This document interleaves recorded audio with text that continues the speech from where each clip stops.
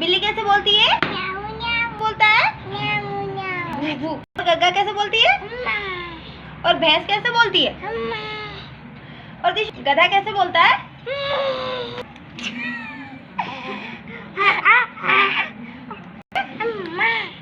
और दिशु बिल्ली? अम्मी नहीं। और दिशु कैसे बोलती है? तो बकरी कैसे बोलती है बेटा? अरे क्या बोल के? दिशु कैसे रोती है? कैसे रोती है दिशु? करो करो, रो के दिखाओ। नानी जी से बात कर लो।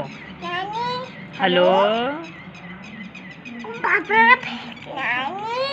नाना जी, भाई साहब, बब्बू, दिशा, दिशा बोलो दिशा,